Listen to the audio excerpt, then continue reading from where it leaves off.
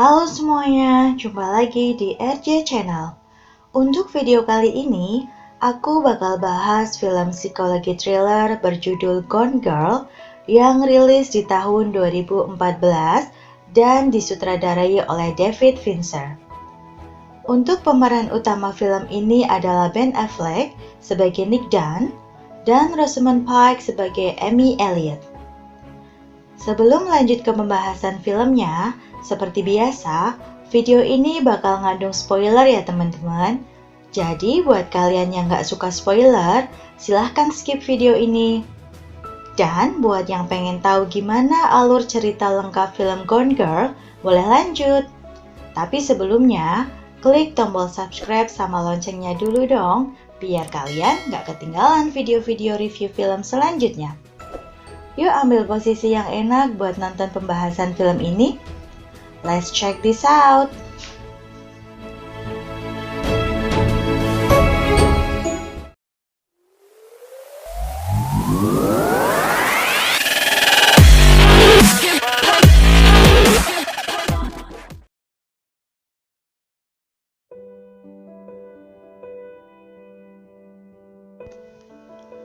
Film dibuka dengan setting kota Missouri yang damai dan tenang pada tanggal 5 Juli. Nick pergi ke bar miliknya di mana dia bertemu dengan Margot adiknya yang juga bekerja di bar tersebut. But it wasn't Monica, it was a total stranger. It was also named Monica. Scene berubah pada Amy yang menulis pada buku hariannya tentang bagaimana dia bertemu dengan Nick dan bagaimana akhirnya mereka menjadi semakin dekat satu sama lain. Bisa ditebak, abis itu bakal ada adegan mantap-mantap seperti film-film lainnya.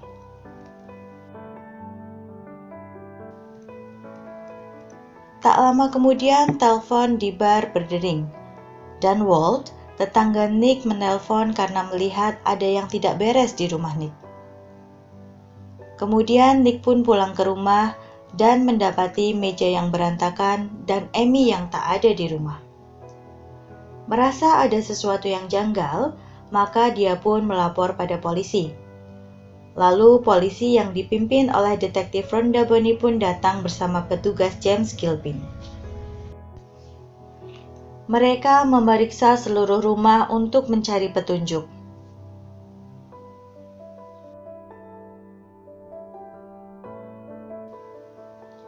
Scene berubah pada Amy dan Nick yang berada di pesta orang tua Amy untuk peluncuran buku The Amazing Amy.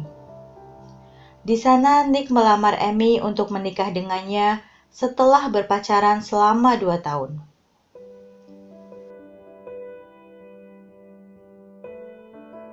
Di adegan lain diceritakan Nick sedang berada di kantor polisi untuk penyelidikan tentang kasus hilangnya Amy.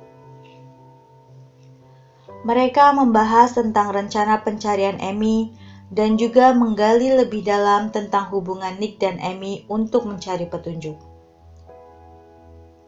Nick menceritakan sebelum dia pergi ke bar pagi itu, dia juga pergi ke pantai Sawyer untuk menenangkan diri. Di kantor polisi, Nick pun menelpon orang tua Amy untuk memberitahukan tentang hilangnya Amy.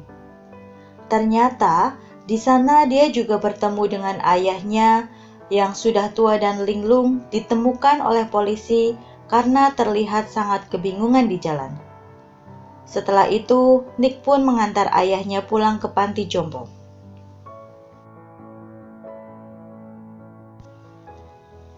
Scene kembali berubah pada Amy yang menceritakan di buku diarinya tentang kehidupannya dengan Nick. Bagaimana mereka bercinta di sela-sela rak buku, bagaimana mereka bertukar kado dan menikmati hidup.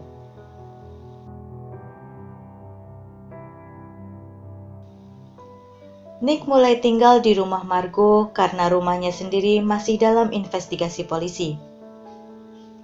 Sementara itu, Detektif Bonney bertemu dengan Noel Hawthorne yang mengaku sebagai sahabat Amy.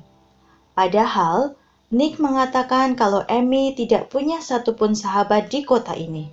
Me too. Wonderful. I would love to talk to you. Can I come by in half an hour?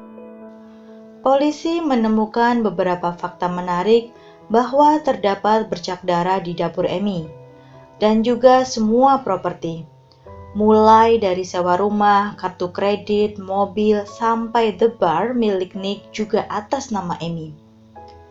Kemudian di antara pakaian dalam Amy, Detektif Bonnie menemukan sebuah amplop bertuliskan Clue 1.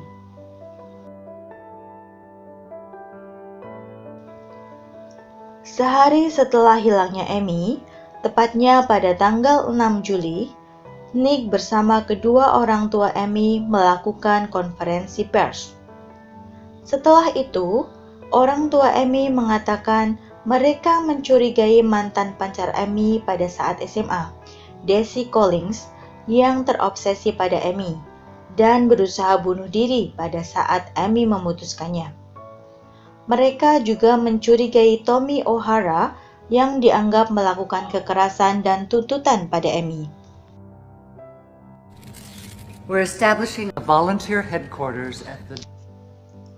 Setelah itu, Detektif Bonnie memberitahu Nick tentang amplop berisi clue yang ditinggalkan oleh Amy.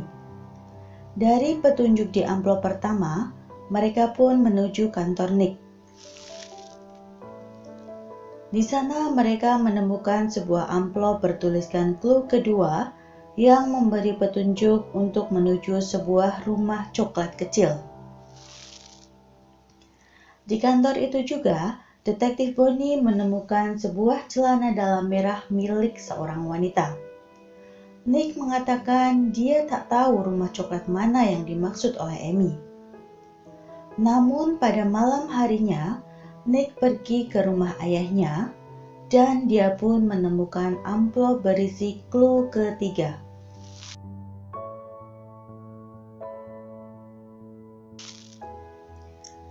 Tiba-tiba Detektif Bonnie muncul dan Nick beralasan dia datang ke situ untuk mengecek keadaan rumah.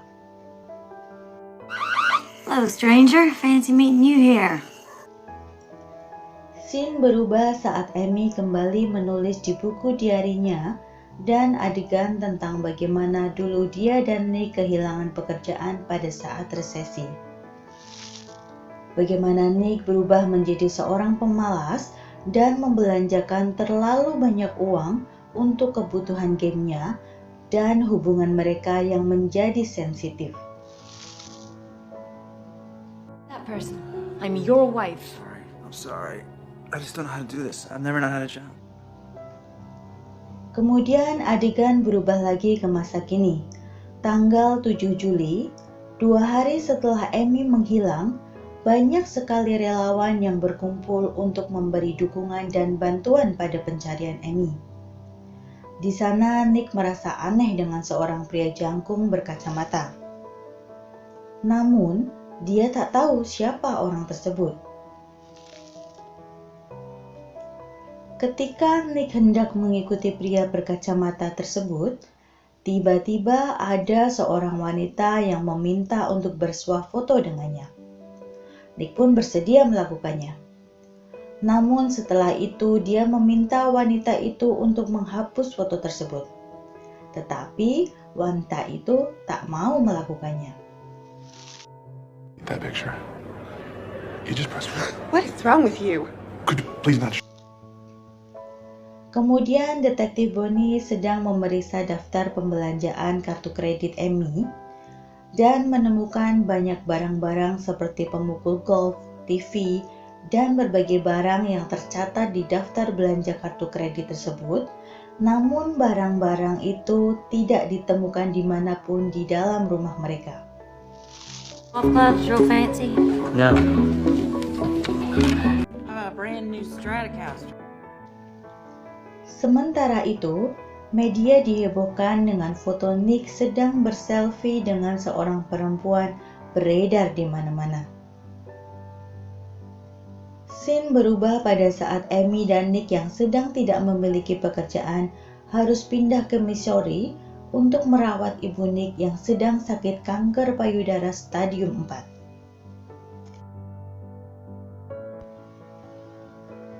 pada masa kini, Nick yang kita kira sebagai seorang suami yang baik, ternyata berselingkuh dengan seorang gadis muda usia 20-an bernama Andy. Dan mereka mantap-mantap di rumah Margot di saat Amy sedang menghilang. The disposable phone. You find my purse and cash. I'm not stupid. Amy dalam buku diarinya menceritakan bahwa ibu Nick akhirnya meninggal. Amy pun mengambil uang simpanannya untuk membelikan bar untuk Nick, dan dia juga menceritakan bagaimana hubungan pernikahannya dengan Nick tak seindah dulu lagi. Hingga pada suatu hari, Amy yang mulai kesal berusaha melarang Nick pergi, dan mereka pun bertengkar karena Amy menginginkan kehadiran seorang anak di antara mereka, namun Nick tidak menginginkannya. I won't. You won't? You won't? But it's not good enough for you? It's not even close. Di scene lain diceritakan, Detektif Bonnie mendatangi sebuah tempat di mana para gelandangan dan para pecandu narkoba biasa bertransaksi. Di sana dia bertemu Jason yang mengatakan pernah melihat Amy ke situ dan mencoba membeli sebuah senjata api.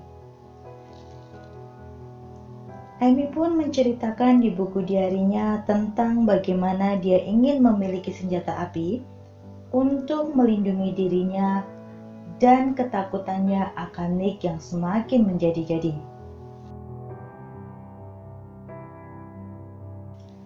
Sementara itu, pada hari ketiga menghilangnya Amy, Margot baru saja memergoki Nick berselingkuh dengan Andy. Dia pun marah besar pada Nick. Di saat itu pula media mulai memberitakan tentang kejanggalan-kejanggalan yang ada, di mana Nick terlihat tak tertekan dengan hilangnya istrinya. Pada malam hari, saat relawan pencari Amy berkumpul, Nick membuat pidato yang menyentuh hati semua orang. Namun di tengah-tengah pidatonya, tiba-tiba Noel datang dan menuduh Nick lah yang menghilangkan Amy yang sedang hamil 6 bulan. Semua orang pun merasa sangat terkejut dan mulai memborbadir Nick dengan berbagai pertanyaan.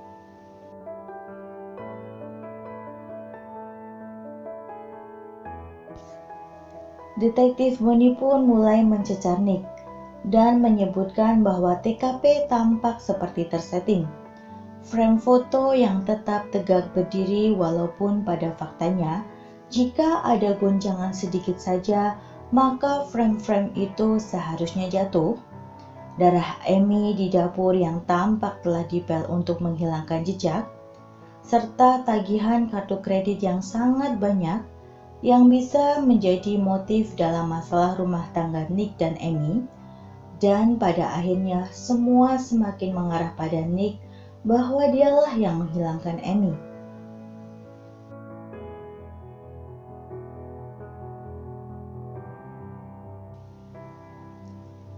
Pada scene lain diperlihatkan Detektif Bonnie menemukan buku harian Amy yang setengah terbakar di rumah milik ayah Nick. Sementara itu, Nick telah berhasil memecahkan clue di amplop pencarian harta karun ulang tahun pernikahannya. Dan ternyata, clue itu mengarah pada gudang kayu milik Margot yang berisi semua barang-barang yang diorder lewat kartu kredit atas nama Nick.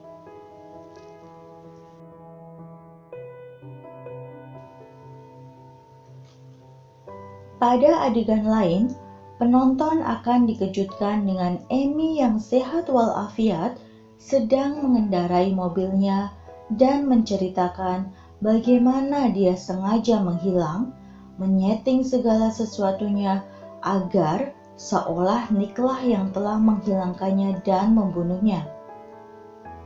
Amy menceritakan dia sengaja berteman dengan tetangga tanpa sepengetahuan Nick, agar dia mendapat simpati dari tetangganya dan mengesankan seolah Nick adalah suami yang tak perhatian. Amy jugalah yang membeli barang-barang lewat kartu kredit agar seolah Nick-lah yang boros dan menggunakan uang Amy. Dia juga yang menaikkan nilai asuransi jiwa miliknya, dan bahkan Amy pun berpura-pura hamil agar orang-orang semakin memojokkan Nick. Bahkan, ternyata Amy lah yang menyeting keadaan rumahnya agar hancur berantakan, mengambil darahnya sendiri untuk menciptakan sebuah drama seolah-olah dia telah diserang oleh seseorang. Satu hal lagi yang dengan cerdas Amy lakukan adalah menulis sebuah buku harian yang menceritakan betapa bahagia masa awal pertemuannya dengan Nick, kemudian semua konflik yang terjadi dan ketakutannya pada Nick, yang seolah membuktikan bahwa Nick adalah seorang yang pantas dan mampu untuk membunuh seseorang, bahkan istrinya sendiri.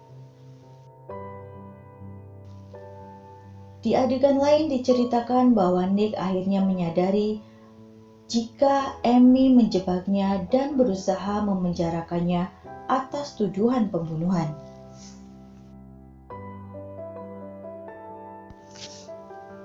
Di tempat lain, Amy memulai kehidupan barunya dengan identitas baru sebagai Nancy. Dia pun berteman dengan Greta, tetangga barunya. Di sana diceritakan pula bahwa ternyata Amy pernah memergoki Nick berciuman dengan gadis selingkuhannya. Pada hari keempat menghilangnya Amy, Nick menemui pengacara Thunderbolt untuk meminta bantuan hukum. Nick pun menemui Tommy O'Hara, mantan kekasih Amy yang dituduh memperkosa Amy 8 tahun yang lalu. Tommy pun menceritakan bagaimana Amy menjebaknya dengan tuduhan pemerkosaan karena dia memilih menjauhi Amy saat masih berpacaran dengannya. Nick juga menemui Daisy Collins untuk mencari tahu tentang masa lalunya dengan Amy. Namun, Collins menolak memberi jawaban apapun.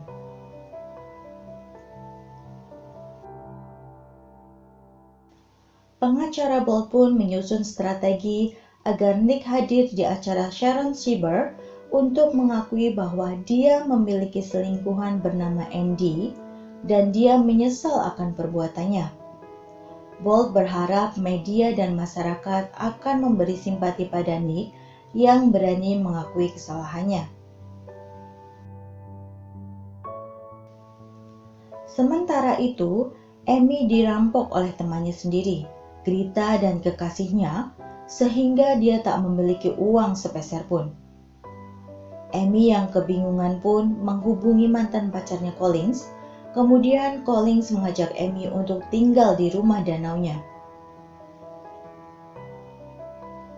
Di sisi lain, ternyata orang tua Amy berhasil menemukan dan membujuk Andy untuk membuat pengakuan di depan media tentang hubungannya dengan Nick. Namun, Nick melakukan serangan balasan dengan hadir di acara show Sharon Sheber dan berakting seolah dia sangat menyesal telah berselingkuh dan dia sangat mengharapkan Amy untuk kembali padanya. Hal ini membuat publik yang tadinya membenci Nick karena perselingkuhannya menjadi kembali mendukungnya.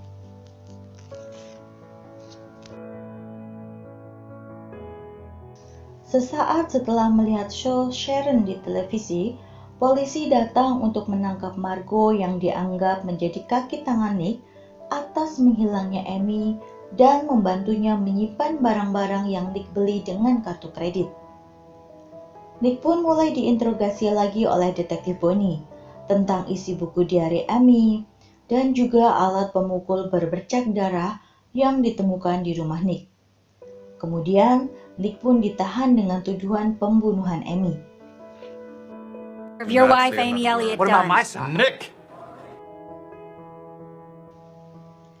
Pada hari ke-21 menghilangnya Amy, Amy terlihat sedang merencanakan untuk menjebak Collins. Sementara itu, Nick dan Margot dibebaskan oleh pengacaranya, dan scene kembali pada Amy. Dia berusaha menjebak Collins dengan pura-pura diculik dan diperkosa olehnya. Untuk melancarkan aksinya, dia pun mengajak Collins untuk mantap-mantap. Kemudian, pas lagi mantap-mantap, Amy tiba-tiba mengeluarkan kotak cutter dan menebas leher Collins. Darah pun bercucuran dan Collins pun meninggal.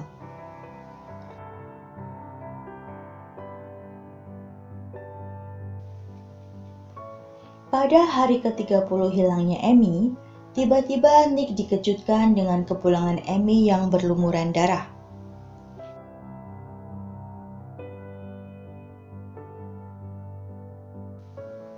Di depan polisi, Amy mengatakan jika Collins menculiknya dan membawanya ke rumah danau, serta mengikatnya di tempat tidur dan memperkosanya. Detektif Bonnie yang tidak percaya dengan cerita Amy berusaha mengkonfrontasinya. Namun, Amy yang pandai berakting berhasil meyakinkan polisi lainnya. Amy disambut dengan hangat oleh publik karena kisah penculikannya. Scene ditutup dengan Amy dan Nick yang berpura-pura mesra di depan media, meskipun Nick sangat tertekan untuk terus hidup bersama Amy. Sementara popularitas Amy semakin melesat dan dicintai masyarakat, Nick harus tetap berpura-pura bahagia berada di sampingnya. Apalagi saat Amy memberitahu Nick bahwa dia benar-benar hamil. Walaupun sebenarnya Nick juga tidak yakin itu anaknya atau bukan, karena dia tak pernah menyentuh Amy sejak kembalinya dia ke rumah. Bahkan, mereka menghadiri talk show Ellen Abbott dan mengabarkan tentang kehamilan Amy. Kemudian, tamat. Well, endingnya sangat mengesalkan, bukan?